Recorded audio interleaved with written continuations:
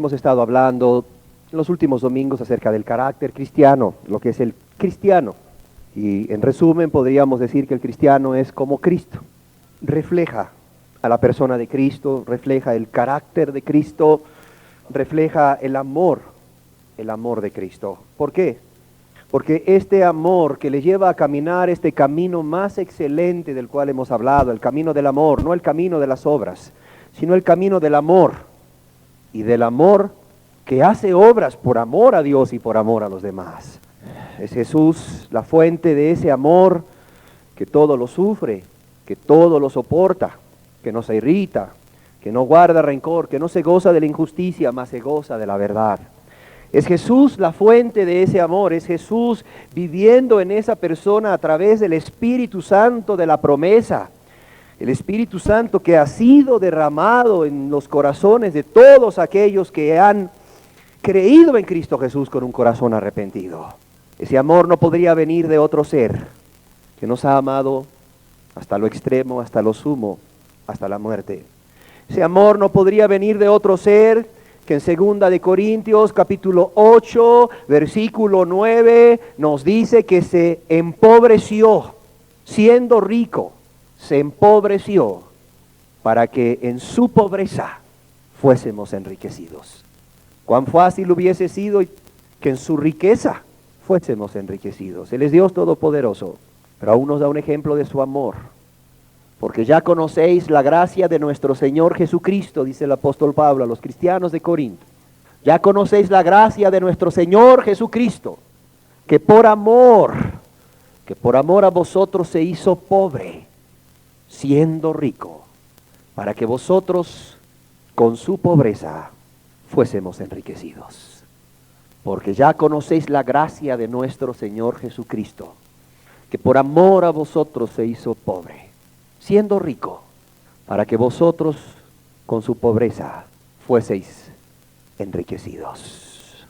¿Cómo podríamos ejemplificar nosotros el amor de este Dios Todopoderoso, que siendo Rey de reyes y Señor de señores, que siendo rico, que siendo el dueño del oro y la plata, de siendo el dueño de todo lo creado, por amor a nosotros este Rey se empobreció, siendo rico para enriquecernos?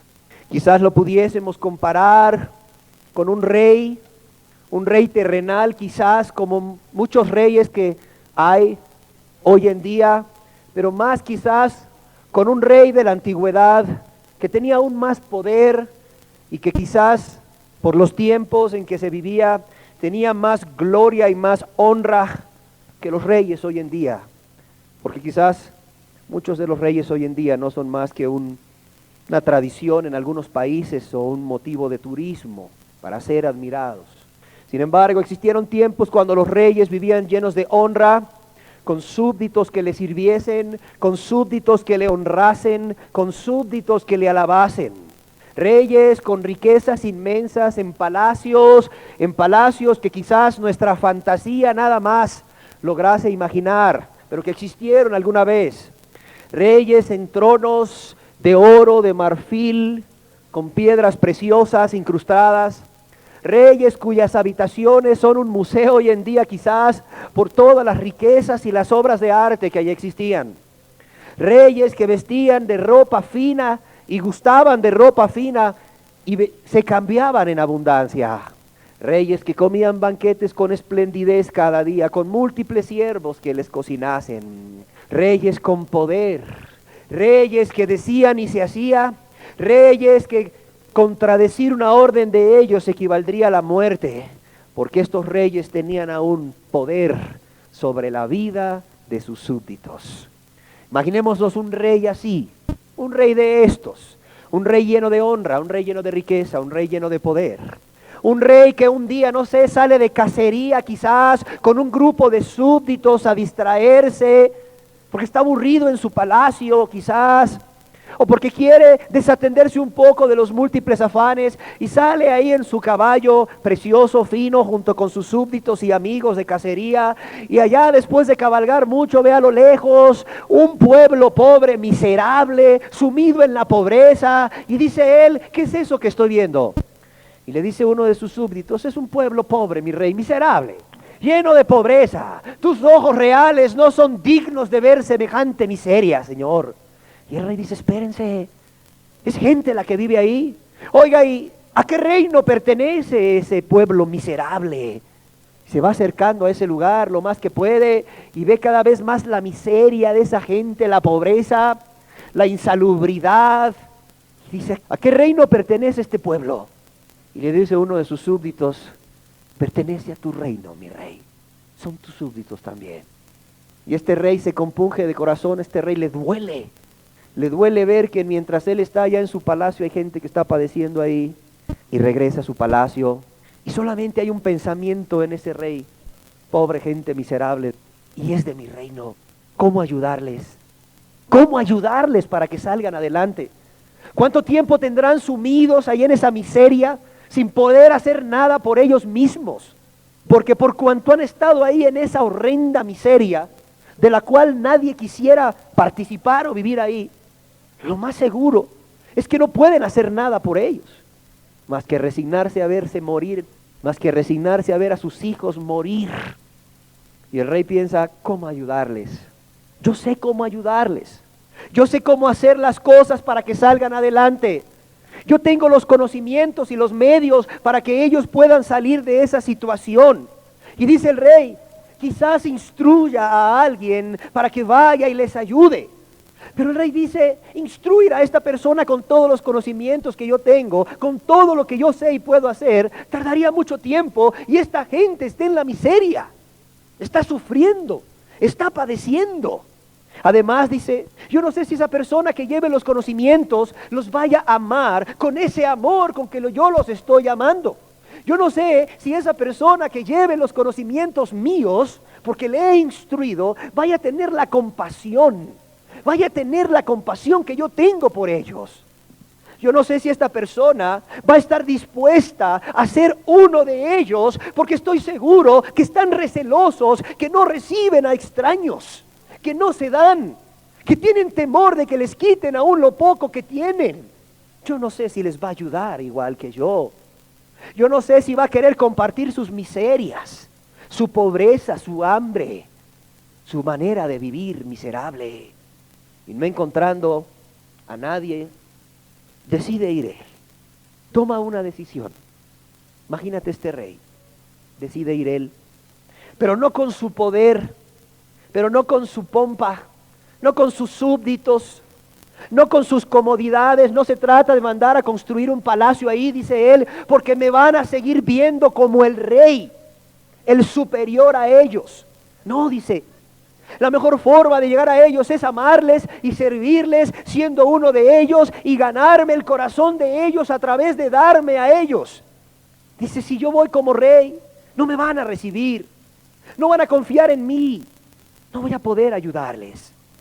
Solo hay una forma de que vaya, haciéndome como uno de ellos, aunque yo padezca como ellos y por ellos. Imagínate cuando el rey llama a su corte y cuando el rey decide temporalmente trasladarse por el tiempo que sea necesario. Y le dice a la corte, he decidido dejar mi trono, he decidido dejar el palacio y he decidido trasladarme a un lugar miserable de mi reino abandonado, olvidado. Y hay grande alboroto en la corte. Imagínate el alboroto. ¿Cómo? Decían entre ellos, se ha vuelto loco el rey, está fuera de sí. Quizás delira, quizás tiene fiebre, quizás se ha enfermado. Llamen al médico, le han hecho hechizos. No, dice el rey, yo estoy en mi sano juicio. No me he vuelto loco, no estoy enfermo, no estoy delirando, estoy en mi sano juicio. Pero oiga su majestad, ¿cómo va a dejar su palacio? ¿Cómo va a dejar su trono? ¿Cómo va a dejar su comodidad para ir a ese lugar de extrema pobreza, de extrema suciedad, de enfermedades? Es más, un lugar de maldad. ¿Cómo va a dejar su palacio? Sin súbditos, llévese una guardia real. No, dice él, le construimos un palacio en un mes. No, dice él. ¿Cómo se va a ir entonces sin súbditos? ¿Cómo se va a ir sin protección? ¿Cómo se va a ir sin comodidades? ¿Cómo se va a ir mi rey a hacerse uno de ellos y darse por ellos? Lo pueden hasta matar, rey. Pero el rey está decidido. Son muchos los ruegos, pero el rey está persuadido a ir. Nadie le hace cambiar de opinión. Y el rey decide ir a ese lugar. Y cuando va llegando piensa, ellos me reconocerán. Aunque no lleve las comodidades y los súbditos, y aunque no construya un palacio, me conocerán, porque quizás alguna vez me vieron. Alguno de ellos alguna vez fue hasta el pueblo, a la ciudad donde tengo mi palacio. Alguna vez un familiar de ellos emigró a la ciudad y me vio y me reconoció y regresó y puede estar aquí, me puede reconocer, aunque entre con ropas humildes y sencillas. Puede alguien empezar a gritar de repente: es el rey, es el rey. Y todos postrarse a mí. Yo no quiero eso. Dice: me cubriré la cabeza. Me voy a cubrir siempre mi cabeza de modo que mi rostro no sea claramente visible. Y el rey llega vestido como un pobre más. El rey llega y habita en medio de ellos siendo un rey. Empieza a sufrir hambre con ellos, cansancio con ellos, a trabajar con ellos, a compartir la pobreza con ellos, a vivir en las mismas condiciones que ellos, y trata de enseñarles todo lo que el rey sabe para que salgan adelante de su miseria. Y ahí está el rey hombro con ellos, y un día esta gente en su maldad, un día en su ingratitud, un día una multitud le acosa, y esa multitud empieza a tratarle mal, empieza a insultar a esa persona, empieza a burlarse de esa persona, y de repente uno lo empuja y se le cae lo que cubre el rostro del rey, y alguien le reconoce y dice: es el rey, es el rey. ¿Cómo? El rey ha vivido en medio de nosotros, el rey ha sufrido pobreza con nosotros, el rey ha sufrido nuestras miserias y nuestras necesidades. ¿Cómo? ¿Cómo es posible? Pero en lugar de entender el gran amor del rey, el gran amor del rey que se ha hecho pobre para enriquecerlos, esta gente decide continuar con su plan macabro y malo. Esta gente lo mata. Esta gente lo mata. Déjame decirte que esto mismo hizo Jesús por cada uno de nosotros, por cada uno de los que hoy estamos aquí y por los que no están aquí también, a quien Dios un día querrá también atraer. Y es lo mismo que Jesús hizo por amor a cada uno de nosotros. Segunda de Corintios 8:9 nos dice y nos recuerda que la gracia de nuestro Señor Jesucristo es esta: que por amor a nosotros, por amor a vosotros, se hizo pobre, siendo rico, para que vosotros con su pobreza, fuisteis enriquecidos. Te he hablado de un rey ficticio para representar el amor de Cristo. Ahora yo quisiera hablarte de un rey verdadero. ¿Quién es Jesús? Jesús, dice la Biblia, que es Dios mismo. En primera de Juan capítulo 5 versículo 20, el apóstol Juan nos dice lo siguiente: pero sabemos que el Hijo de Dios ha venido y nos ha dado entendimiento para conocer al que es verdadero. Y estamos en el verdadero, en su Hijo Jesucristo. Su Hijo Jesucristo. Este es el verdadero Dios y la vida eterna. Los testigos de Jehová dicen que Cristo no es Dios, pero el Espíritu Santo nos dice a través del apóstol Juan: y este es el verdadero Dios y la vida eterna, Jesucristo. La Biblia nos dice en el Evangelio según San Juan, capítulo 1, versículo 1 y 2, nos dice quién más es Jesucristo. Nos dice: en el principio era el Verbo, y el Verbo era con Dios, y el Verbo era Dios. ¿Y quién es este Verbo?, se preguntarán ustedes. El Espíritu Santo nos dice a través de Juan ahí mismo, en el primer capítulo: y aquel Verbo, ese verbo que era con Dios, y el Verbo que era Dios, ese Verbo fue hecho carne y habitó entre nosotros, dice la Biblia, y vimos su gloria, gloria como del unigénito del Padre, lleno de gracia y de verdad. ¿Y quién es ese Verbo que se hizo carne? El mismo Espíritu de Dios nos dice que Juan dio testimonio de él y clamó diciendo: este es quien yo decía, el que viene después de mí es antes de mí, porque era primero que yo. Y nos dice: pues la ley por medio de Moisés fue dada, pero la gracia y la verdad vinieron por medio de Jesucristo. ¿Quién es Jesucristo? Jesucristo es Dios, Dios vivo y verdadero. La Biblia nos dice que este era en el principio con Dios. Él es Dios vivo y verdadero. Él es Dios lleno de gloria y de majestad. Cuando Isaías tuvo una visión de Dios, en Isaías capítulo 6, versículo del 1 al 4, no vio al Padre, porque al Padre nadie le ha visto. Isaías tuvo una revelación de Cristo.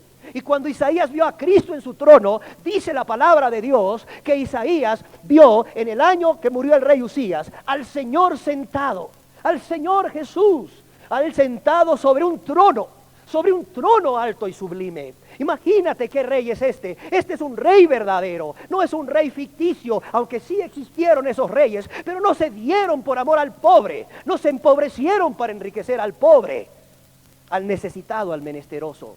Pero te voy a hablar hoy de un rey que siendo Dios, que siendo rey, que siendo el cielo su trono, no una silla de oro incrustada con piedras preciosas, no una silla de mármol o de marfil como la del rey Carlomagno, no fue una silla esa su trono. Siendo un rey cuyo trono fue el cielo y la tierra el estrado de sus pies, donde descansan sus pies, mira lo que dice Isaías. Él vio al Señor sentado sobre un trono alto y sublime, y sus faldas llenaban el templo. ¿Y qué más dice? Y su gloria. Dice, por encima de él habían serafines. Fíjate, este rey no tenía súbditos de carne y hueso que mueren alabándole, como el rey que te describí. Este rey tenía serafines, que son ángeles de cierta jerarquía. Estos serafines, dice, que tenían 6 alas. Con 2 cubrían sus rostros. Se sentían indignos de ver a ese rey. Se sentían indignos de ver al santo. Dice que 2 cubrían su rostro, con 2 cubrían sus pies y con 2 volaban. ¿Y sabes qué decían? Decían, el uno al otro daban voces alabándole. Y decían, santo, santo, santo Jehová de los ejércitos. Decía, toda la tierra, oh rey, toda la tierra, su majestad, está llena de su gloria. Su reino no es un reino que tiene límites. Este Jesús no solo es Dios, es rey lleno de gloria y de majestad. Su reino no tiene límites y su reinado no tiene principio ni fin. Él es el que era, Él es el que es, Él es el que será. Él es rey por toda la eternidad. ¿Entiende quién es este rey? Es que es necesario que entendamos quién es este rey primeramente, para que tú entiendas de todo lo que se despojó, para que puedas entender su amor. Este rey, cuya gloria llena toda la tierra, este rey es Dios y creador y dueño de todo. El Espíritu nos habla de este rey en Juan, Evangelio según San Juan, capítulo 1, versículo 3, y nos dice, todas las cosas, este rey Dios, este rey creador, dice, todas las cosas por él fueron hechas. Todas las cosas que tú ves hoy en día por él fueron hechas. Tú mismo y yo mismo fuimos hechos por él. Somos creación de él. Mira, lo más precioso que tú puedes ver a tu alrededor fue su creación. Esos amaneceres tan preciosos, esos atardeceres tan preciosos, esos paisajes tan bellos en donde la montaña se refleja en la laguna y te llena de paz. Mira, ese niño tan bello, esa niña tan bella que tú arrullas, que es tu hijo, que es tu hija, él la creó. Él es el creador de todo. Dice que todas las cosas por él fueron hechas. Y sin él, nada de lo que ha sido hecho fue hecho. Y para que entiendas más quién es este Dios y Rey y Creador, en Colosenses capítulo 1, versículo 16 y 17 nos dice, porque en Él fueron creadas todas las cosas, las que hay en los cielos y en las que hay en la tierra, visibles e invisibles, sean tronos. Fíjate, Él creó los tronos. Por eso a Él se rinden o se deben de rendir aún los reyes terrenales. Te estoy hablando de un rey a quien los reyes se rinden. Déjame decirte que cuando Dios mandó a decir a Nínive que iba a ser destruida, dice la Biblia en el libro de Jonás que el rey se levantó de su trono. Que el rey que estaba ahí sentado en su trono, un rey cruel, un rey que había logrado controlar y gobernar muchas naciones por su crueldad, se bajó de su trono. Se quitó sus ropas reales, porque él estaba consciente de que el Rey de Reyes y Señor de Señores, Cristo Jesús, le estaba viendo, tenía sus ojos puestos sobre él y había mandado a dictar sentencia sobre él. Y este hombre entendiendo que está delante del Rey de Reyes, se levanta de su trono, se quita su ropaje real, se viste de una ropa burda y tosca hecha de piel de camello, silicio, y se pone en ayuno delante del Rey de Reyes y Señor de Señores. Dice la palabra de Dios en Colosenses, dice que los tronos fueron creados, sean tronos, sean dominios, sean principados, sean potestades. Y dice que todo fue creado por medio de Él y para Él. Él no solo es el creador, Él es el dueño de todas las cosas. Todas las cosas fueron creadas por Él, por medio de Él y para Él. Y Él es antes que todas las cosas. Y no solo eso, dice que todas las cosas en Él tienen vida, en Él subsisten. Él sustenta la vida. Hoy hay vida. Hoy tú estás vivo porque hay Dios.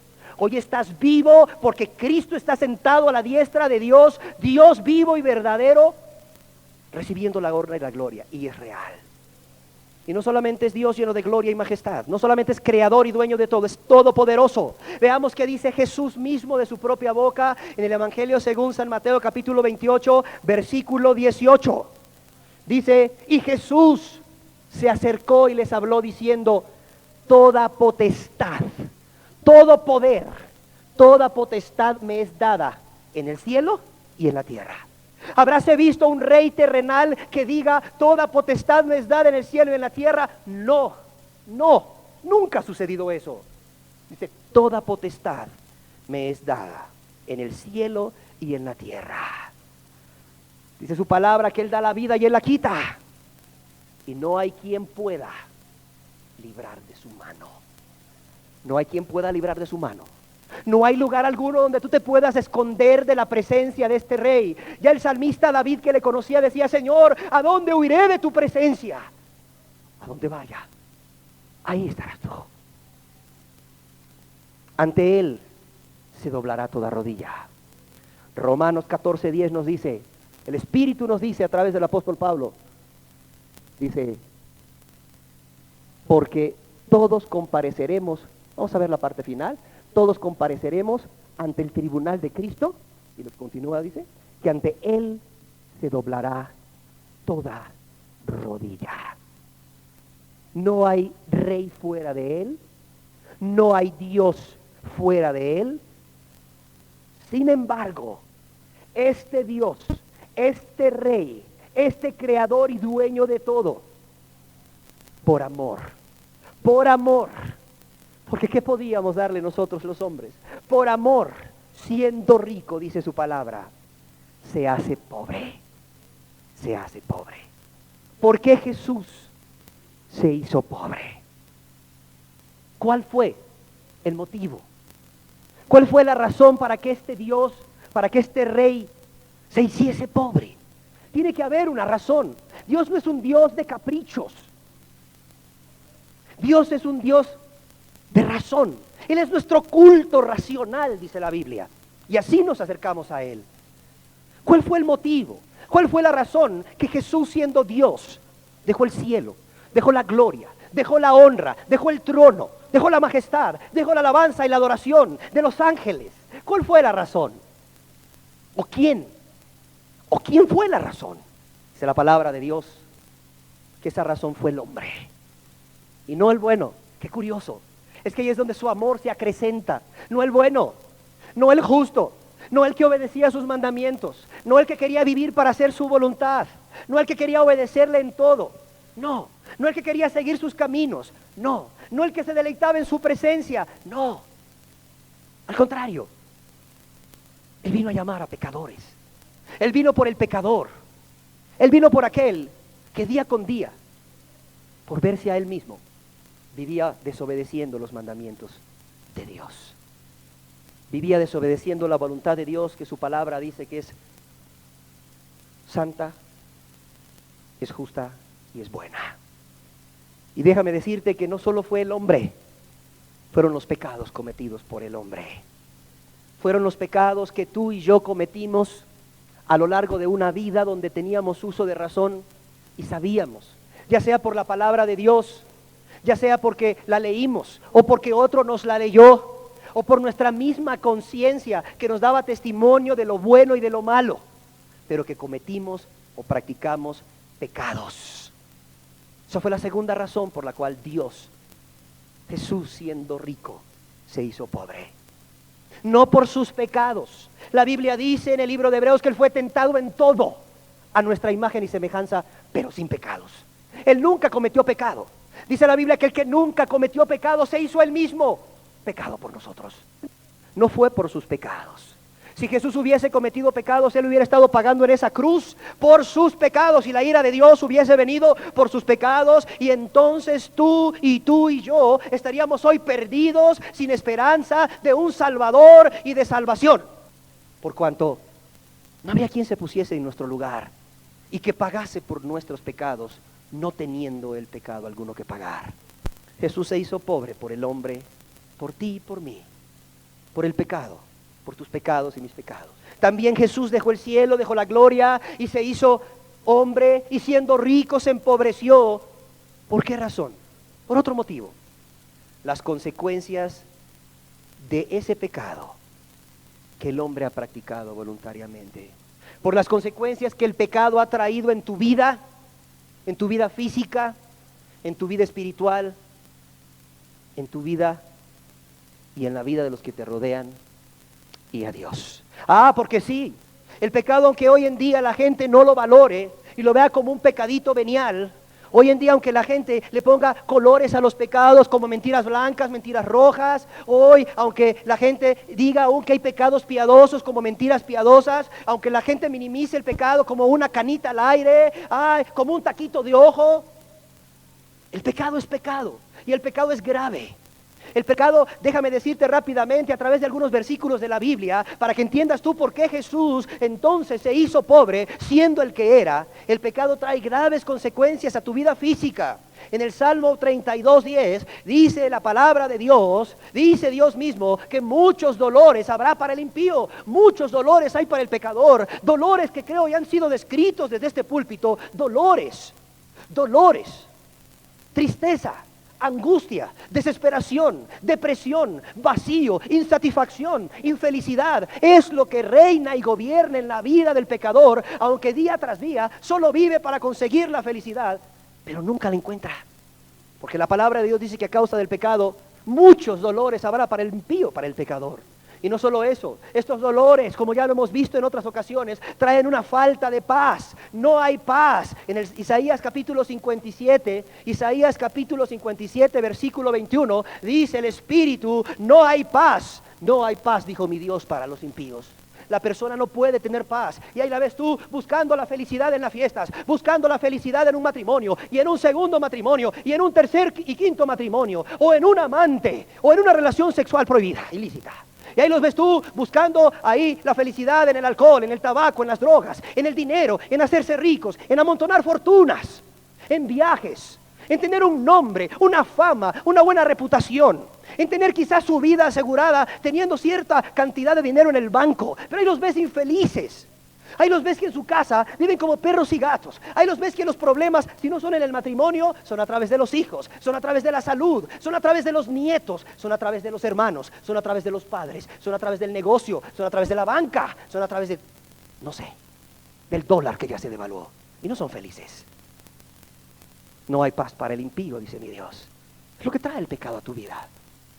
Mira, todos los problemas que tú tienes y que el pecador vive a diario, no es por culpa de alguna bacteria que respiró y le infectó su cuerpo. Es por culpa del pecado voluntario que la persona practica. Y Jesús vio desde los cielos estas consecuencias en tu vida. Y Jesús te ha visto con ojos de amor. El Rey cuya gloria llena la tierra, el Rey en su trono alto y sublime, el creador de todo, te ha visto tus pecados, ha visto las consecuencias del pecado en tu vida, ha visto esa vida miserable que tienes, ha visto la esclavitud, tu esclavitud al pecado. Y no solo las consecuencias físicas del pecado ha visto Jesús, ha visto las consecuencias espirituales. La palabra de Dios nos dice en Romanos capítulo 6, versículo 23, que hay muerte. La paga del pecado es muerte espiritual, es separación de Dios, separación de la gracia de Dios. Y esta explicación de por qué la paga del pecado es muerte se amplía en Romanos capítulo 3, versículo 23, donde dice que por causa del pecado estamos destituidos de la gloria de Dios. Dice, por cuanto todos pecaron y están destituidos de la gloria de Dios. La palabra destituido es separado, es apartado de la gloria de Dios, de la gloria de Dios. No hay comunión entre Dios y el hombre que está en pecado. Por mucho que el hombre busque a través de una religión, por mucho que el hombre busque acercarse a través del rito, del rezo, de la buena obra, por más que el hombre busque acercarse a Dios, quizás con un cambio de vida, dice la palabra de Dios que si hay pecado, hay una muerte espiritual. No hay una comunión entre Dios, que es espíritu, y el espíritu de esta persona. Hay un vacío muy grande en esta persona. Vacío que no puede ser llenado con nada de este mundo, sino solo con Dios mismo morando en él, Cristo mismo morando en él, a través del perdón en Cristo Jesús. Dice en Isaías capítulo 59, versículo 2, que hay separación entre usted y Dios por causa del pecado. Dice, pero vuestras iniquidades, vuestros pecados, vuestras rebeliones, vuestras maldades, son sinónimo de iniquidades. Vuestras iniquidades han hecho división entre vosotros y vuestro Dios, y vuestros pecados han hecho ocultar de vosotros su rostro para no oír. Es impresionante. Jesús vio las consecuencias de tu pecado en tu vida espiritual. Y ese Rey de Reyes, ese Rey de Gloria, sentado en ese trono de majestad, fue movido a compasión, fue movido a misericordia. Sus entrañas se le conmovían de amor por ver que tú estabas esclavo en el pecado, por ver las consecuencias de tu pecado a tu vida. Y ese rey fue movido a dejar el trono y la gloria y hacerse pobre, siendo rico. Y no solo eso, en Eclesiastés capítulo 9, versículo 18, en la segunda parte del versículo, dice lo siguiente: pero un pecador destruye, arruina mucho bien. ¿Qué es este mucho bien? Mira, el matrimonio es una institución creada por Dios porque es bueno para el hombre. Y a través de tu pecado Jesús vio cómo estabas destruyendo tu matrimonio. Cómo donde se habían prometido amarse hasta el final, ahora había amargura. Ahora había resentimiento por las ofensas del uno hacia otro. Ahora había menosprecio. Ahora hay rebeldía, insujeción. Un matrimonio destruido. La familia es algo que Dios creó, no es invento del hombre. ¿Por qué? Porque no hay mejor lugar para dar amor y recibir amor que la familia. Y dice la Biblia que un pecador destruye mucho bien. Ahí están las familias destruidas, los hijos amargados, los hijos rebeldes, los hijos sin cariño, los hijos sin amor, los hijos en las drogas, los hijos en los embarazos prematuros, los hijos en toda maldad que hay. ¿Por culpa de quién? Por culpa del amiguito, por culpa de la amiguita, por culpa de todo el mundo, dicen los padres. No, por culpa del pecado de los padres. Por culpa de tu pecado, padre de familia, si tienes un hijo en estas condiciones o una hija en estas condiciones. Y Jesús ha visto las consecuencias del pecado a tu vida. Mira, tú no eres una persona a quien Jesús ignora. Tú no eres una persona a quien Jesús no ve. Por lo tanto, cuando tú pecas delante de los ojos de aquel que te ama, de aquel que se ha hecho pobre para enriquecerte. Pero también Él ve las consecuencias de tu pecado. Él ve las consecuencias de tu pecado. Y no solo eso, el pecado no solo ha traído consecuencias a tu vida física, a tu vida espiritual, a tu familia, a los que te rodean, sino también a Dios. Cuando el hombre peca contra Dios. Dice el Salmo 51, 4, versículo 4, dice David, un hombre que había cometido un pecado tremendo, un hombre que estaba arrepentido, dice, contra ti solo he pecado y he hecho lo malo delante de tus ojos. Dice, contra ti solo he pecado. David tenía una cosa en su mente: he pecado contra Dios, el Dios que me ha guardado, el Dios que me ha cuidado, el Dios que me libró de Goliat, el Dios que me libró de Saúl cuando intentó atravesarme con una lanza, el Dios que me libró de Saúl cuando 2 veces salió en mi persecución, el Dios que me ha librado de los filisteos, el Dios que me ha dado los reinos, el Dios que me ha dado gloria, poder y sabiduría, el Dios que me ha bendecido tanto, el Dios que solo me ha amado a mí. ¿Cómo pude yo haberle pagado de esta manera? Y dice David, Señor, contra ti solo he pecado. ¿Y sabes cuál es la consecuencia de pecar contra Dios? En Génesis capítulo 6, versículos 5 y 6, quizás lo hayas leído, pero yo quisiera recordártelo hoy. Dice que Jehová vio la maldad de los hombres, y Jehová, que sigue siendo Dios, sigue viendo la maldad de los hombres. Dice que vio que era mucha en la tierra, como aquel entonces, hoy en día. Nada más piensa en todas las veces que tú has pecado, en todas las veces que tú has mentido, en todas las veces que te has enojado, en todas las veces que has codiciado, en todas las veces que has fornicado, adulterado, en todas las veces que has tenido enemistades, en todas las veces que has estado en pleitos, en celos, en discusiones, en contradicciones, en insujeción, en rebeldía, tus borracheras.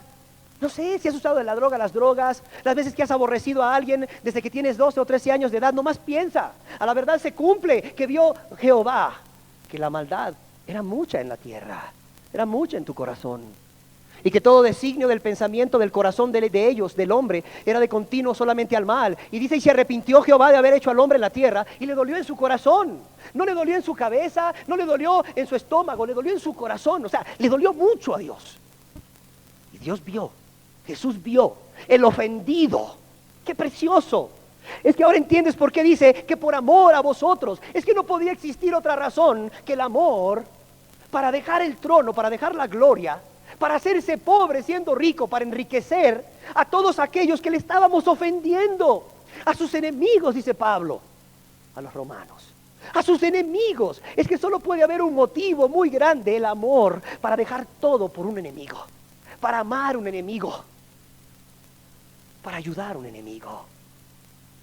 ¿Cómo se empobreció Jesús? Filipenses capítulo 2. ¿Cómo se empobreció? La palabra de Dios dice, haya pues en vosotros este sentir que hubo también en Cristo Jesús, el cual siendo en forma de Dios, no estimó el ser igual a Dios como cosa que aferrarse. El cual siendo en forma de Dios, no estimó el ser igual a Dios como cosa que aferrarse. Desde ahí se empobreció Jesús. Desde ahí renuncia Jesús. No a su condición de Dios, porque Él siguió siendo Dios, aunque era hombre, sino a la gloria, a la honra, a todo lo que el cielo implicaba para Él.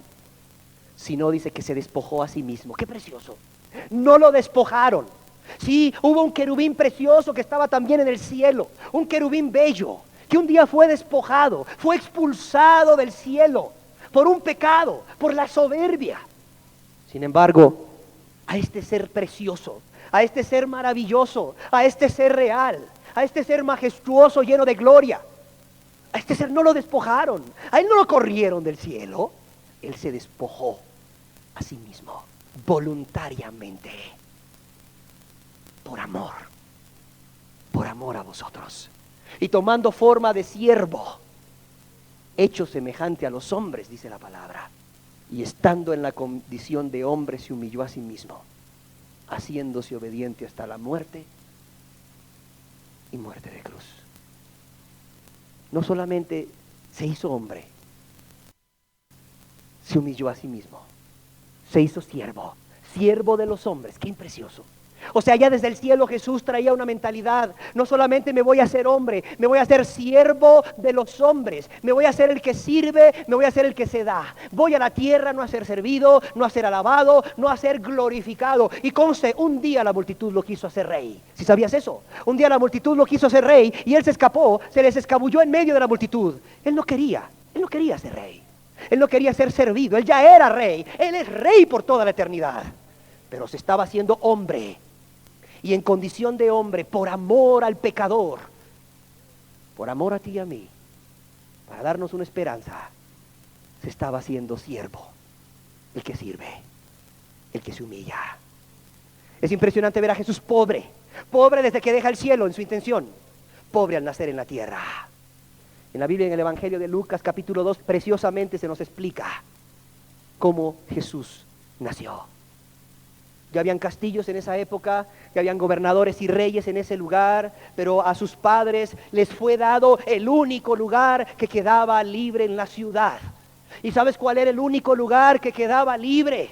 Era el lugar donde guardaban los animales, porque dice la palabra de Dios que ya no había lugar para sus padres en el mesón. Sus padres fueron a un lugar donde se guardan animales. Y ahí nació el Rey de Reyes. Ahí nació el Señor de Señores. Y fue colocado por su madre en un pesebre. No había una cama, ni siquiera humilde.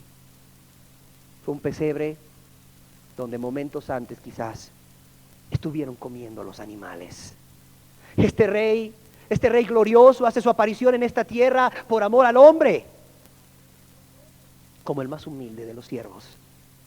Es más, como el más humilde de cualquier siervo, de cualquier rey terrenal.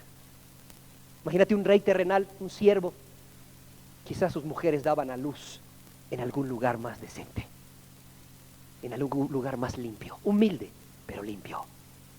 Jesús, el Rey, hace su aparición en esta tierra, pobre y humilde, naciendo como el más humilde de los siervos de cualquier rey. Y déjame decirte que no solamente fue humilde y pobre en su nacimiento. Cuando llegó el tiempo en que fue presentado al templo, como era la costumbre de aquel entonces, a los 40 días, cuando se purifican las mujeres después del parto, la Biblia nos dice en el libro de Levíticos, no lo busques, capítulo 12, versículo 8, que la mujer, para purificarse después del parto a los 40 días, y era un varón, tenía que ofrecer un animal, tenía que ofrecer un cordero, pero que si no tenía suficiente dinero para comprar un cordero, que tomara entonces 2 tórtolas o 2 palominos. Fíjate, había que ofrecer un corderito por la purificación. Pero si no había suficiente dinero, si la gente era de escasos recursos, entonces podía tomarse 2 tórtolas y 2 palominos. Y se nos dice de Jesús y de su presentación en el templo, en el Evangelio de Lucas, dice la palabra de Dios que cuando Él fue presentado, cuando se cumplieron los días de la purificación de ellos, conforme a la ley de Moisés, trajeron al niño a Jerusalén para presentarle al Señor y para ofrecer conforme a lo que se dice en la ley del Señor. ¿Sabes qué ofreció José y María? Un par de tórtolas. Ofrecieron un par de tórtolas. No tenían más. ¿Dónde nació ese rey? En un pesebre de padres humildes, de padres sencillos, pero con un corazón que agradaba a Dios. Su oficio fue el de carpintero, el oficio de su padre, como acostumbraban en la época. Mira, dice la palabra de Dios que él crecía en gracia y sabiduría, pero no trataron de colocarlo ahí como un miembro de la corte de algún gobernador. No trataron de que su hijo tuviese una mejor vida viviendo ahí entre los miembros del palacio, entre la servidumbre de palacio. No, él fue carpintero, el rey carpintero. Imagínate las manos de un carpintero, empieza a ejercer el oficio del carpintero con instrumentos rudimentarios de aquella época, y las manos del Rey de Gloria, las manos del Creador del universo, empezaron a llenarse de llagas al estar en contacto, aquella piel delicada de niño, de joven, con aquellos instrumentos, llagas que después se volvieron en callos. ¿Cuántas veces quizás no se lastimó con un trozo de madera filoso que se metía ahí en su piel? ¿Cuántas veces quizás no se hirió su mano? A lo mejor en un movimiento brusco del instrumento, porque acuérdate que estaba en condición de hombre. ¿Cuántas veces quizás no haya soportado el reclamo injusto de algún judío que quería más por poco dinero? Imagínate en su vida, siendo Dios, se limitó a un cuerpo que tuvo hambre. Dice que un día iba con sus discípulos y tuvo hambre y vio una higuera a la orilla del camino y se acercó a la higuera para saciar su hambre y no había qué comer. No tenía higos la higuera y se fue con hambre. El Rey de Reyes, el Rey de la Gloria, este que te acabo de describir, se fue con hambre, sentía hambre también. ¿Cuánto tuvo que hacer Jesús por amor a nosotros? ¿Cuánto tuvo que hacer Jesús? Es que a lo mejor suena romántica la frase, Él se hizo pobre siendo rico para enriquecerte. Quizás suena romántica. No, ve la realidad. Ahí lo tienes a Él caminando en esta tierra, sudando como tú, sintiendo calor como yo, sintiendo hambre y buscando comida y no encontrando. Ahí lo tienes quizás al mediodía con sed, sentándose junto a un pozo, y ve venir una mujer a la samaritana y le dice: mujer, dame de beber. Quizás como el medio para hacer una conversación con ella, para amarla y para bendecirla y salvarla, pero también como el medio de saciar su sed. Dice que Jesús se cansaba que después de predicar un día y de amar a la gente persona por persona, haciendo milagros, se monta en una barca para ir a la región de los Gadarenos. Y ahí se durmió en la barca. Iba dormido en la barca. Él sentía angustia. No, esto no es romántico. Él sentía angustia. Dice la palabra de Dios que en Getsemaní su alma estaba angustiada hasta la muerte. Y qué grande angustia sería que su sudor eran como grandes gotas de sangre. Y no solo eso, fue menospreciado inclusive, fíjate. Dice la palabra de Dios que cuando Felipe encontró a Jesús, salió corriendo con su hermano Natanael y le dice: hemos encontrado de quien habla Moisés y los profetas, a Jesús, el hijo de José de Nazaret. Se voltea Natanael, ¿sabes qué dice? Cuando oye que es Jesús, el hijo de José de Nazaret, ¿sabes qué dice? Del Rey de Reyes y Señor de Señores. Dice: ¿de Nazaret puede salir algo bueno? Fíjate nomás, de Nazaret puede salir algo bueno. Y un día que él iba camino a Jerusalén, quería pasar por una ciudad de Samaria, quizás para bendecirles, quizás para descansar, y no lo recibieron. No lo recibieron los samaritanos. No es romántico esto, es real. Y cuando él abandona su humilde oficio para iniciar la obra por la cual él había venido a esta tierra, ¿sabes cuántos bienes poseía? No, dice uno, es que yo voy a trabajar y cuando yo me retire, ya espero tener mi casa, mi carro, una cuenta en el banco de la cual viva de mis intereses. Cuando él dejó su oficio humilde de carpintero, por amor a ti, por amor a mí, para cumplir la obra que él mismo se había propuesto voluntariamente cumplir y cumplirla hasta el final. ¿Sabe cuántos bienes tenía? ¿Sabes cuántas propiedades tenía? Él le dijo un día a un hombre que quería seguirle: las zorras tienen guaridas. Las aves, sí, las aves tienen nido. Pero el Hijo del Hombre, pero yo, dice Jesús, no tengo ni siquiera dónde recostar mi cabeza. Y durante todo su ministerio, que duró 3 años y meses, habitó en casas prestadas donde le daban de posar.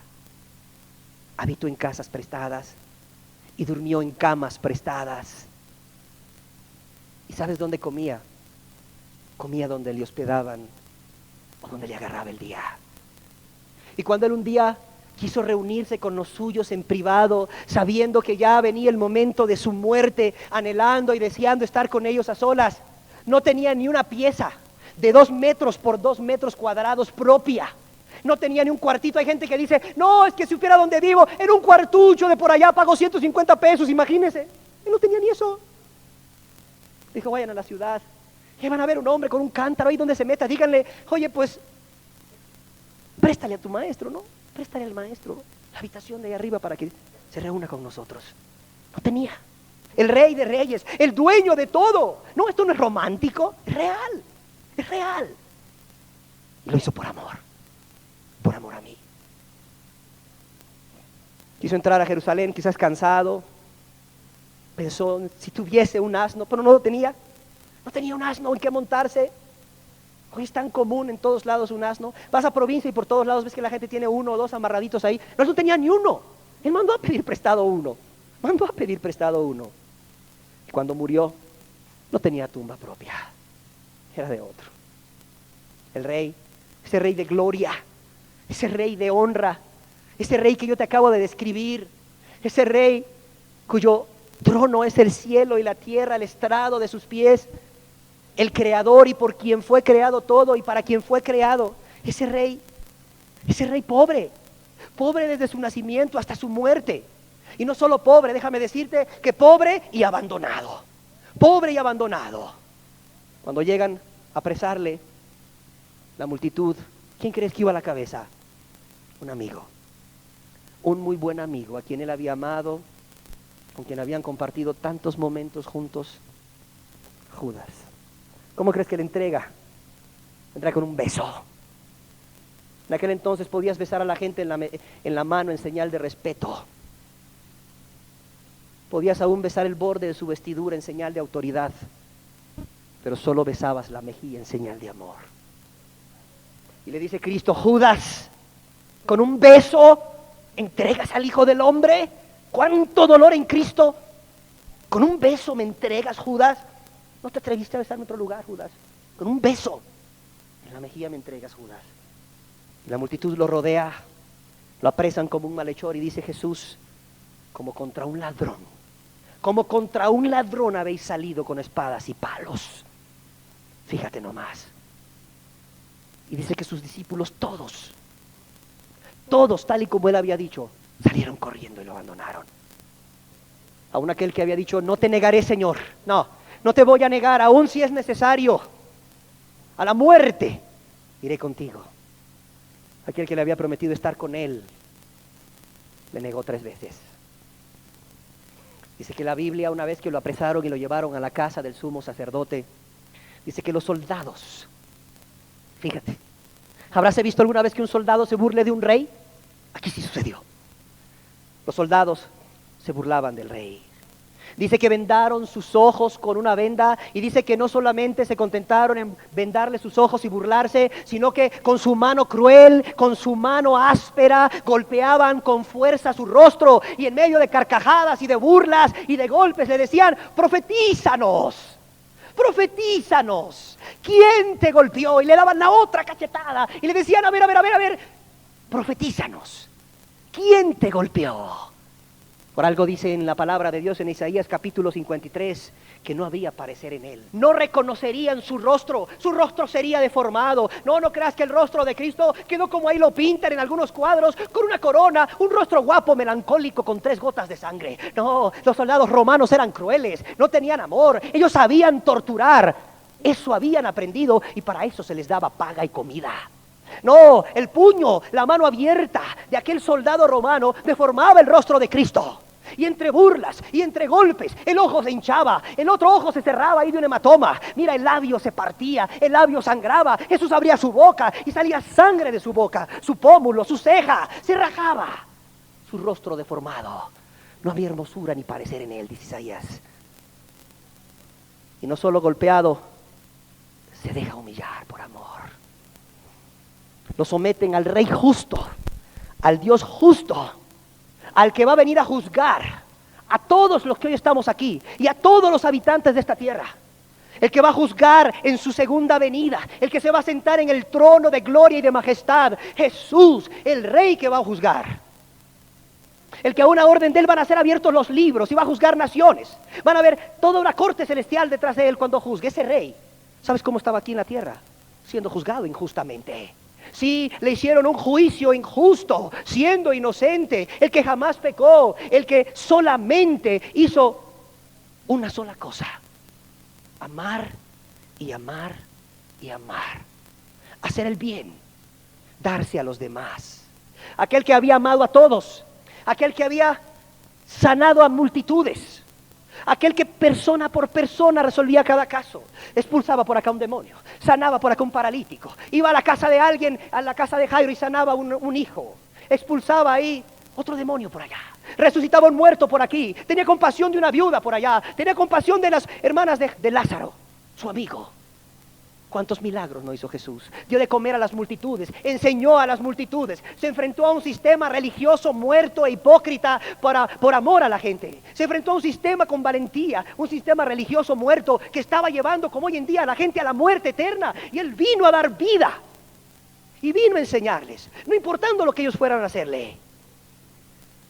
Y después de tanto amor, no solo le hacen un juicio inocente, sino que cuando Pilato, queriendo lavarse las manos, queriendo liberar a Cristo, porque sabía que por envidia le estaban haciendo eso las autoridades judías, cuando Pilato lo saca en público y pone a Barrabás, un hombre acusado de sedición y de asesinato, de revuelta, de rebeldía contra el imperio romano y de asesinato, y pone por otro lado a Jesús, el que tanto los había amado. Ahí está Jesús, ahí está Barrabás, ahí está la multitud a quien Jesús ha amado. Y dice Pilato, ¿qué haré pues con Jesús, llamado el Cristo? ¿Qué haré con él? Pilatos esperaba que su problema se le diese resuelto, que su problema se le resolviese a través de la multitud a quien Jesús ha amado. Haber pensado, ya sé lo que voy a hacer. Hoy en la Pascua hay una costumbre que se ofrece un reo para ser liberado y el pueblo lo escoge, no los judíos, no las autoridades judías. Voy a sacar a Jesús a quien tanto han de amar porque tanto bien les ha hecho. Y voy a sacar al peor de todos para que sea lo opuesto, sea notorio el contraste. El bien en Jesús y el mal en Barrabás. Y el pueblo va a escoger. Y lo voy a dejar libre a Jesús. Y le voy a decir a las autoridades judías, miren, pues ya cumplí, los escuché a ustedes, cumplí con la tradición, el pueblo escogió a Jesús, no es culpa mía. Y Pilato se acerca, creyendo que tiene resuelto su problema, y le dice a la multitud que está ahí, ¿qué haré pues con Jesús llamado el Cristo? Y la multitud grita, mátalo, crucifícalo, sí, al autor de nuestra vida, crucifícalo, al que dejó el cielo y la gloria, al que se hizo pobre para enriquecernos, mátalo, crucifícalo, crucifícalo, que su sangre caiga sobre nuestras cabezas y la de nuestros hijos. Y piden que se libere a Barrabás. Y lo toman los soldados. Y si fuese poco, ¿sabes qué hacen? Como si Jesús ya no estuviese padeciendo tanto. Lo amarran en un poste, le quitan su ropa que trae puesta, humilde, y lo azotan. 39 azotes. Con este flagellum o flagellum, que era el látigo de los romanos, que al final de cada cuerda tenía ahí piedras o metales que se encarnaban, se incrustaban en la carne de la persona. Y cuando el soldado romano quería retirar el látigo, se traía toda la carne de la persona. Y así le dieron a Jesús 1, 2, 3, 20, 39 latigazos. ¿Tú crees que no le dolió? Claro que le dolió. Le dolía. Le dolía cuando el látigo caía sobre su espalda, cuando el látigo salía de su espalda. Y eran 2 soldados, uno a cada lado. Uno para acá y el otro para acá. 1, 2, 3, 4, 5. Duro, dale, sin piedad, sin misericordia. Al rey. No, esto no es romántico, es real. El rey puso su espalda, no en el trono de gloria, ahí para ser azotada por los heridores. Y luego le ponen una túnica para burlarse de este rey. Le ponen una túnica sobre su espalda destrozada, llena de sangre. Y la tela se pega en la sangre cuando se seca. Y la tela se hace una con la piel. Y por si fuera poco, toman unas ramas de espinas secas, como de unos 3 centímetros a 4 centímetros, duras, y hacen una corona para este rey que se ha empobrecido para enriquecernos. Y se la ponen en la cabeza, y no contentos con el dolor que provocaba, agarran un palo ahí que le habían dado a él para burlarse como si fuese su cetro, y le quitan el palo, el garrote, y le empiezan a garrotear su cabeza una y otra vez. Y está el rey soportando cada golpe. Y no solo eso, se seguían burlando de él. Y no solo eso, dice la Biblia que le escupían en su rostro. Le escupían en su rostro. Le escupían. Las burlas. Escupida en el rostro santo. Imagínate, los querubines en el cielo se tapaban su rostro con las alas y le decían: santo, santo, santo. Y a este santo, santo, santo, que los querubines se tapaban su rostro con sus alas al alabarle en la tierra, se burlaban de él. Le escupían su rostro y su cuerpo. Y luego dice que le arrancan la túnica. ¡Sas! Esa túnica que se había hecho una con su espalda. Le arrancan la túnica con la sangre seca. El dolor es capaz de hacer desmayar a cualquiera. Los azotes eran capaces de matar a muchos. Muchos morían ahí. Pero Cristo no podía morir ahí, porque Él tenía que morir en una cruz por amor a ti y por amor a mí, por nuestros pecados. Cristo no podía morir ahí. ¿Has visto tú alguna vez un hombre castigado que, pudiendo morirse ahí para evitar el sufrimiento, saque fuerzas de su amor para no caer muerto ahí, porque tiene que aguantar más castigo por amor a los que estamos aquí? Para que encontremos una esperanza de perdón, para pagar la deuda que nuestros pecados nos han llevado a contraer con Dios. ¿Habrás visto alguna vez un hombre que quiera ser torturado más cuando puede morir en el mismo acto de la tortura? Porque sabe que no puede morir en ese lugar, que tiene que llegar hasta el fin, hasta la cruz del Calvario, aunque el fin implique más dolor. Y no solo eso, lo expusieron a burla pública. Lo sacan ahí semidesnudo, Lo llevan en las calles angostas de la ciudad de Jerusalén, sí, en Palestina, llenas de gente. Era un espectáculo público. La gente cuando Jesús pasaba le decían de gritos, le escupían de nuevo, se burlaban de él. Y ahí va Jesús, como oveja delante de sus tranquiladores, enmudecido. Finalmente lo clavan de manos y lo clavan de pies, ante la burla nuevamente de muchos por los cuales él se había hecho pobre para enriquecerlos y había amado. El Rey de gloria, el Rey empobrecido. Aquel Rey de gloria no tuvo cama donde reposar su cuerpo en los momentos más difíciles de su vida, sino que lo único que tuvo fue un palo áspero de madera. Un palo áspero de madera que lastimaba su espalda cada vez que él hacía un esfuerzo por respirar, por llevar aire a sus pulmones. Aquel Rey que, siendo el Rey cuyo trono es el cielo y la tierra el estrado de sus pies, entiende una cosa: ese Rey por ti y por mí no tuvo almohada. Su almohada en los momentos más duros fue una corona de espinas, que cuando quizás se recostaba o reclinaba su cabeza sobre el áspero palo de la cruz, se hundían más las espinas. El Rey empobrecido, sin nadie que le defendiese, sin nadie que diese un centavo por él, porque el pueblo por el cual él se había empobrecido para amarles no le recibió. A lo suyo vino, pero a los suyos no le recibieron, le despreciaron, volvieron de él su rostro. Aquel que era rey, sus faldas, dice Isaías, llenaban el templo. No tuvo un trapo digno que le cubriese su cuerpo en la cruz, más que la sangre seca y la sangre fresca que salía de sus heridas, más que el polvo que al caminar él por esas calles cargando un madero hacia el Calvario, sus pies habían levantado ese polvo y se había pegado en su cuerpo por el sudor y la sangre. No tuvo aquel que sus faldas llenaban el templo, no tuvo un trapo que cubrirle su cuerpo. Las escupidas le cubrían su cuerpo. Eran las escupidas.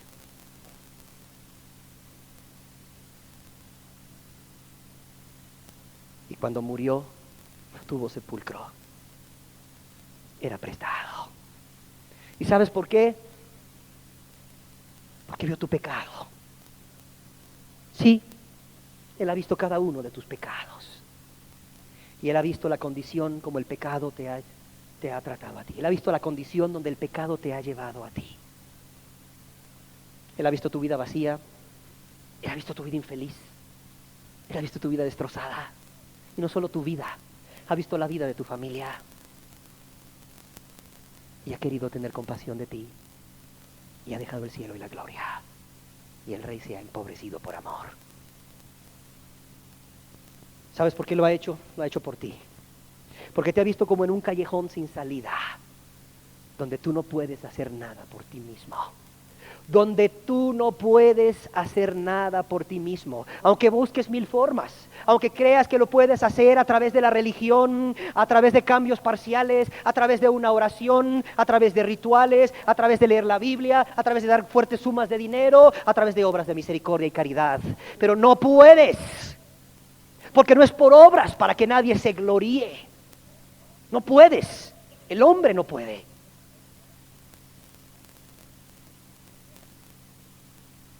Dice Jesús, porque ¿quién podrá dar recompensa por su alma? Así dice Jesús. Nadie. Tú no puedes dar recompensa por tu alma. Todo esto lo hizo Jesús por ti, porque vio la ira de Dios, al ver tanto menosprecio tuyo a Él y al pecar contra Él. Él vio la ira de Dios, una ira que se iba a descargar sobre ti tarde que temprano, y que si aún no se descarga todavía, es por la pura misericordia de Dios, es porque aún hay un hombre ahí, que es Dios mismo ahora, Jesús mismo, que intercede y dice, no la cortes. Ya el hacha está puesta a la raíz, dice la palabra de Dios. Ya el hacha está puesta a la raíz por cuanto Dios ha venido a buscar fruto en tu vida. Y tú no te has vuelto a Él a través de lo que Él te ha dicho. Tú no te has vuelto a Él, aunque te ha mostrado su misericordia, su compasión y su amor y te ha dado muchas oportunidades. Y Dios dice, córtala ya. Ya el hacha está puesta a la raíz de tu vida. Y Jesús todavía intercede a pesar de todo lo que tú le has hecho. A pesar de cómo le has pagado. Todavía Jesús dice, no la cortes, espérate, no la cortes. Jesús vio la ira de Dios. Jesús ha visto lo que tú no has visto, el hacha puesta ahí a tu raíz a causa de tu pecado. Y Jesús vio eso y no solo viene a interceder por ti, para que no sea cortado todavía tu ser, tu vida, y tengas una oportunidad más, sino que Él viene a ponerse en tu lugar, en tu mismo lugar, en mi mismo lugar, en esa cruz. ¿Qué más movió a Jesús a empobrecerse? Hacerse pobre siendo rico por amor a ti y a mí. Él vio esa condenación eterna a la cual estábamos destinados por causa del pecado. Él vio esa condenación eterna, Él vio ese infierno de fuego, Él vio esa llama de fuego que atormenta, Él vio ese tormento por toda la eternidad. Y Él no quería que tú y yo estuviésemos en ese lugar, porque Él había venido a salvar lo que estaba perdido. Y Jesús entendió que no había otra forma. Jesús entendió que no había otra forma para que tú y yo fuésemos libres. Y Jesús voluntariamente dejó el trono, dejó la gloria y se hizo pobre. Dios se hace hombre, por cuanto cada uno de los que estamos aquí habíamos ofendido mucho a Dios. Y alguien tenía que ponerse en nuestro lugar.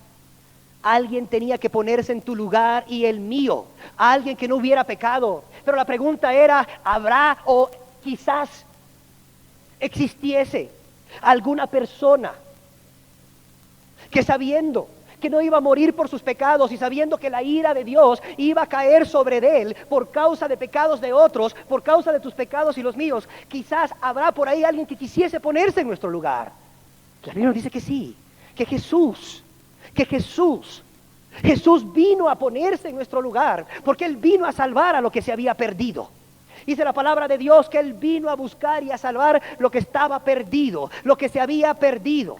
Él vino a buscar y a salvar a todos aquellos pecadores que se reconocían perdidos. Él vino a ponerse en el lugar de todos aquellos pecadores que se reconocían bien perdidos. ¿Qué quiere decir esto? Quiere decir personas que reconocían que no había nada bueno en ellos. No había nada bueno en ellos. Personas que reconocían que con sus obras, que con sus pecados, nada de lo que hiciesen de misericordia aún de bueno era bueno. Personas que no se justificaban ante su maldad y su pecado. Personas que no ponían excusas.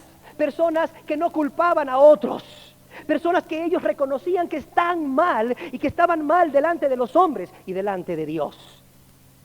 Personas que reconocen que han pecado. Y que han pecado no poco. Que han pecado mucho contra Dios y contra los hombres. Personas que se responsabilizan por el pecado. Personas que se responsabilizan por el daño. Personas que reconocen su culpa y personas que reconocerse perdidas y culpables reconocen el justo castigo de Dios por cada cosa que han hecho. Y no solo eso, al ver su vida de pecado, su vida de egoísmo, al ver el daño que han hecho a los demás, estas personas aborrecen esa vida pasada de pecado, no quieren volver a ella. Aborrecen la maldad, fruto del pecado, fruto del egoísmo. Son personas que siguen en este mundo, pero ya no aman nada de este mundo. ¿Por qué? Porque ahora anhelan las cosas de Dios, las cosas celestiales. Ya no quieren vivir igual. Son personas que están dispuestas a todo, a dejar todo lo malo y empezar a hacer lo bueno. Esos son los que se reconocen perdidos. Son personas que están dispuestas a enfrentarse a todos y contra todo, con tal de permanecer firmes en el compromiso que hacen con Dios de no seguirle ofendiendo, porque no es justo seguirle pagando a ese Dios que tanto les ha amado, a ese rey que se ha hecho pobre siendo rico para enriquecerles, por puro amor. Son personas que dejan sus pecados con mucha vergüenza, que les da tristeza no haber conocido esta verdad antes y haber entregado sus mejores años a aquel que por amor ha dejado todo y se ha puesto en el lugar de ellos. Son personas que anhelan una oportunidad, pero no para su propio provecho, sino para amarle, para servirle, llenos de gratitud, para pagarle un poquito con sus vidas, con su entrega. Un poquitito, porque nunca podremos pagarle de lo que Él hizo por cada uno de ellos. Son personas que les duele hasta lo más profundo haber tratado mal a aquel que solo bien les había hecho y les ha amado. Y no quieren por nada del mundo ofender a Dios. Y cuando les viene la tentación, mira, se acuerdan de aquel que dejó el trono y dejó la gloria para vivir en esta tierra y morir por ellos. Son personas perdidas, que se reconocen perdidas, pero también reconocen la necesidad de un Salvador. Y cuando preguntan, ¿habrá alguien que quiera ponerse en mi lugar? Es que es mucho el daño que yo le he hecho a Dios. Es que es mucho lo que yo he ofendido a Dios y a mi prójimo. Es que mi culpa es grande, porque grande es mi pecado. Es que mi maldad es grande, mi daño es grande. Por lo tanto, acepto que mi castigo sea grande. Y habrá alguien que quiera ponerse en mi lugar, que quiera pagar esa deuda impagable que yo no puedo pagar. Y el Espíritu Santo a estos contritos y humillados de corazón, el Espíritu Santo les revela, les muestra, les da a entender a través de la Biblia que hay una persona que siendo rico se empobreció. ¿Para qué? Para enriquecerlos. Que hay una persona que aunque no conoció pecado, dice la palabra de Dios en 2 de Corintios 5:21, que aunque no conoció pecado, por nosotros se hizo pecado, para que nosotros fuésemos hechos justicia de Dios en Él, justos delante de los ojos de Dios. Al que no conoció pecado, por nosotros lo hizo pecado. Y esa persona, ¿sabes quién es? Jesús. Sí, es Jesús. Es Jesús. Pero dicen las personas, si es contra quien yo he pecado siempre, es al que tanto he ofendido, al que tanto he menospreciado, aún así querrá ponerse en mi lugar. ¿Querrá Jesús morir por alguien que tanto le ha ofendido a un pecador? ¿Querrá el rey morir por un reo de muerte? ¿Querrá el rey? ¿El justo morir por los injustos? ¿Querrá? ¿El rey de gloria empobrecerse hasta hacerse maldito? Porque escrito está, dice la palabra de Dios, maldito el que es colgado en un madero.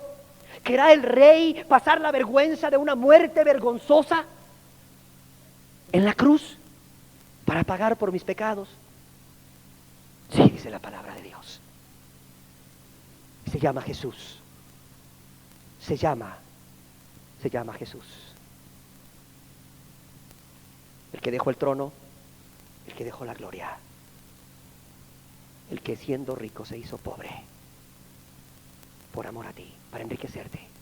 Para enriquecerte no con dinero, como muchos piensan, para enriquecerte con su perdón, un perdón que no tiene precio. Enriquecerte con su perdón, con una grande, valiosa, preciosísima salvación. Para enriquecerte con la oportunidad de ser ahora amigo de Dios, no enemigo. Y con la preciosa oportunidad de que el pecador que se ha arrepentido y cree en el sacrificio de Cristo para perdón pueda dirigirse al Dios Todopoderoso, al Dios de los cielos, como Padre mío que estás en los cielos, como Padre. Para enriquecerte con hacerte hijo de Dios y heredero junto con Cristo Jesús de todas sus riquezas. Algo que no tiene precio.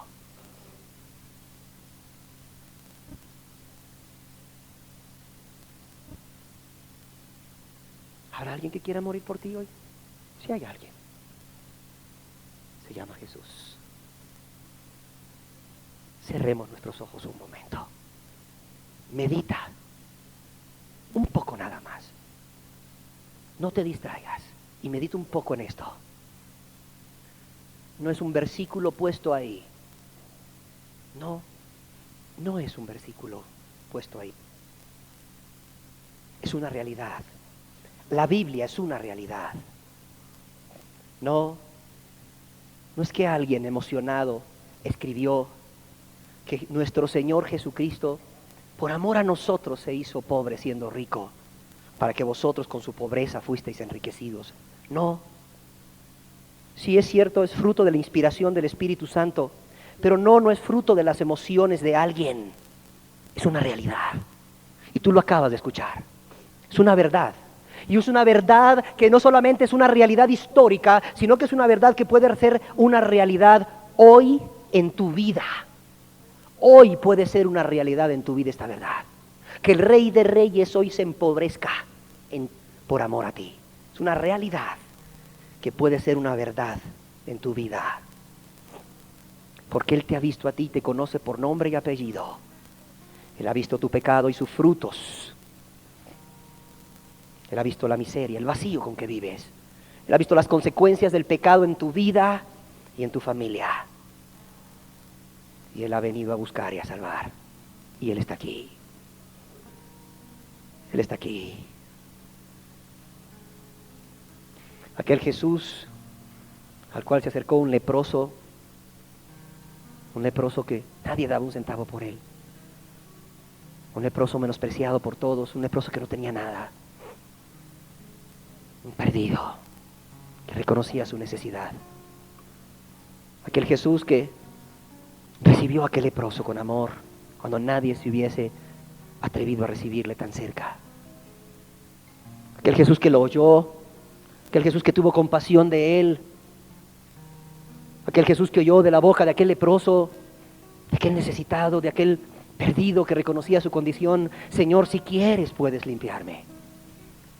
Porque el leproso sabía que Jesús tenía poder, por eso se arriesgó a ir y acercarse tanto. Pero no sabía si Jesús quería limpiarlo. Dice la palabra de Dios que Jesús le dijo, tocándole, teniendo compasión de él: quiero ser limpio. Y ese Jesús hoy está aquí y habitó entre nosotros y hemos visto su gloria. Hemos experimentado su perdón, algunos, pero Él quiere extender ese perdón a otros pobres y humildes de espíritu, a otros que se reconocen bien perdidos, a otros que ya no quieren vivir para ellos mismos, sino para aquel que murió y resucitó por ellos, a otros que ya quieren servirle y vivir para Él.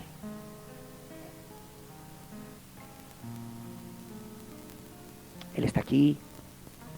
Si tú eres de esas personas, ¿sabes qué dice ese Jesús? Yo me he empobrecido para enriquecerte. Yo he dejado el trono y la gloria. Dice Jesús, yo digo amén a lo que la Biblia dice porque todo es real. Yo lo sufrí, lo padecí en carne viva, en carne propia, por amor a ti, para que tú fueses libre, para que tú pudieses alcanzar el perdón, para que tu deuda impagable pudiese ser pagada. Dice Jesús, yo puedo y yo quiero. Yo puedo, yo quiero. Y hoy Él está aquí. Si acaso hubiese alguien que se reconoce bien perdido, que ya no quiere vivir esa vida egoísta, alguien que ya ha sacado todos sus ídolos, aborrecido su pecado porque ha visto la maldad y que quiere vivir para Jesús, consagrarse para Él, darse todo por Él como Él se dio, morir a sí mismo como Él murió. Si acaso hubiese alguno, está Jesús. Tienes que ir a Él. Tienes que decirle, Señor,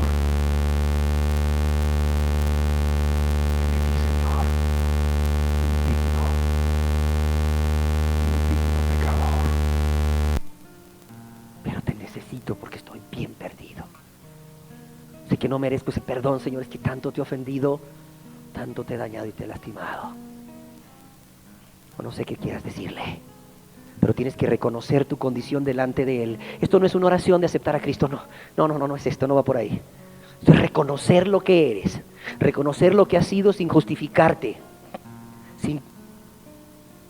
sin atreverte hoy por primera vez a echarle la culpa a otros, sino a decir, sí es cierto, Señor, yo soy el culpable, yo lo soy, Señor, nadie más. Yo pequé voluntariamente contra ti, Señor. Yo te he ofendido, yo te he lastimado, yo te he puesto esa venda en los ojos, Señor, y yo te he lastimado y me he burlado de ti y te he abofeteado. Sí, Señor, yo te puse esa venda, Señor, yo soy ese, Señor, que te ha hecho el juicio injusto. Yo soy ese que cuando tú me decías, entrégame todo, entrégame tu vida, yo decía, no se puede, tú eres injusto, pides lo que no se puede, porque nadie puede vivir así. Yo te he hecho un juicio injusto. Yo me he burlado de ti, oh Rey, diciendo que eres el Rey de mi vida, cuando he sido yo el Rey, cuando he sido yo el que gobierna mi vida. He dejado que mis pasiones y mis deseos gobiernen mi vida, mis emociones. Cuando, Señor, tú me has dicho, sígueme, negándote a ti mismo y tomando la cruz, yo no te he seguido, Señor, porque he amado algo más. He amado más a padre, madre, esposa, esposo, hijo, hija, hermano, hermana, y aún he amado más mi propia vida, Señor. He sido egoísta, no he querido padecer por amarte y seguirte a ti. Me he burlado de ti, oh Rey, y te he puesto ahí una corona de espinas, y te he puesto ahí un tronco, un árbol por una rama por cetro, y una capa. Y no solo eso, cuando tú te has manifestado amoroso a mí y me has llamado a seguirte, yo he preferido a Barrabás. Yo he preferido el pecado. Yo he preferido la maldad, el deleitarme en la maldad. Yo he preferido la mentira, el enojo, el no perdonar. Yo he preferido el lastimar a mi esposa, a mi esposo, a los que me aman, a los que me rodean. He preferido eso. He preferido no darme a los demás. He preferido a Barrabás. He preferido al mundo y las cosas de este mundo. Aunque después voy ahí a una religión a tranquilizar mi conciencia. O me pongo a hacer buenas obras. Ese soy yo, Señor. Ese soy yo, Jesús. Ese soy yo, Señor. El que se ha burlado de ti y te ha escupido en el rostro. Ese soy yo, Jesús. Ese soy yo. Ese soy yo, Señor, el que te ha expuesto a vituperio en las calles, llamándome cristiano, cristiana, pero viviendo lejos de como tú dices que se deba de vivir. De modo que hoy nadie quiere ser cristiano, porque dicen que para ser como yo mejor no. Ese soy yo que te ha expuesto a vituperio en las calles, en las plazas, en las casas. Esa soy yo, Jesús. Por culpa de mi cristianismo falso y el no quererme entregar a ti, vivir una vida agradable a ti, por egoísta. Hoy mi marido y mi esposa, hoy mis hijos no quieren ser cristianos, ni mis padres, ni mis vecinos, ni los de mi trabajo, porque te he mal representado, Jesús. Ese soy yo, Jesús. Ese soy yo, Señor. Ese soy yo, Señor, el que te he clavado en esa cruz con cada uno de mis pecados. Ese soy yo, Jesús. Ese soy yo, Señor. Hoy lo reconozco y lo confieso, Señor. Qué grande ha sido mi rebeldía, qué grande ha sido mi menosprecio, qué grande ha sido mi ingratitud y mi egoísmo. Ese soy yo, Señor. Esa soy yo, Jesús. Hoy se lo puedes decir a Cristo si tú quieres. Él está aquí y está más cerca de ti de lo que te imaginas. Y en Él hay perdón. En Él hay perdón. Él es el Cordero de Dios que quita todo el pecado del mundo. Él es el que puede saciar tu sed. Él es el único. Y hoy puede perdonar. Hoy Él puede perdonar y quiere perdonar. Si aquí hubiesen corazones dispuestos. Corazones contritos y humillados. Corazones arrepentidos. Es cuestión de fe. Es cuestión de creer. No es cuestión de sentir. No es cuestión de experimentar sensaciones raras. No, es cuestión de creer. De que Él vino a ponerse en tu lugar para dar vida y vida en abundancia a todos los que a Él se acercan. alcanzar el perdón. Él es digno de ser alabado y exaltado y glorificado. Y Él es digno de ser creído, porque ninguno de los que en Él creyeren será avergonzado. Su palabra dice que todo aquel que creyere en Él no será avergonzado. Él es el Cordero de Dios. Y Él está aquí. Tan grande fue el amor de Dios, que hasta la cruz llegó. Tan grande fue su amor, cada gota de su sangre dio, fue por mí, fue por ti, para perdonarnos, fue por mí, fue por ti, para hacerte libre, libre para amar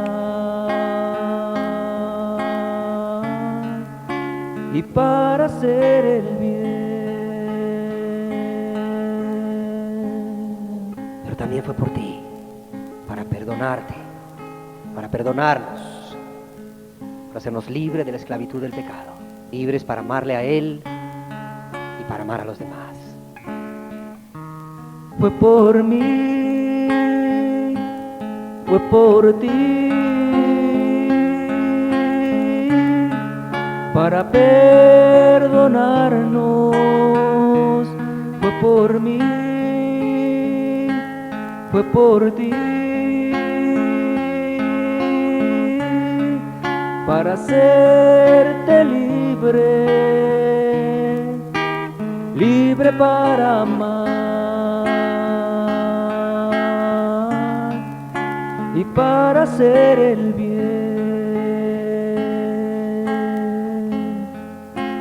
libre para amar y para hacer el bien. Pues ya conocéis la gracia de nuestro Señor Jesucristo. Ya la conocéis. Ninguno hoy puede decir que no la conoce ya. La habéis oído y espero la hayas entendido. Y quizás hasta la hayas creído para salvación. Porque ya conocéis la gracia de nuestro Señor Jesucristo, que por amor a vosotros se hizo pobre, siendo rico, para que vosotros con su pobreza fueseis enriquecidos. Gracias, Padre. Gracias por tanto amor, Señor. La verdad, no nos cansaremos nunca de cantar llenos de gratitud por tu amor y de vivir una vida diaria entregados a ti, glorificándote, Señor, por ese amor, Señor, que tú nos has dado, consagrándonos cada día, Señor, perseverando en aquello que comenzamos, Señor, por amor a ti, Señor, con valentía y coraje, Señor, como tú lo hiciste por nosotros. Como tú lo hiciste por nosotros, Jesús, como tú nos diste ese ejemplo para que sigamos tus pisadas, Señor, para que tú seas conformado cada día más en nosotros, Señor. Gracias, Señor, por tu amor, por Jesús, por tu perdón y tu misericordia, y por poder, Señor, conocer de la gracia de nuestro Señor Jesucristo, que por amor de nosotros se hizo pobre siendo rico. Bendito y alabado seas, aleluya. La reunión ha terminado, que el Señor les bendiga.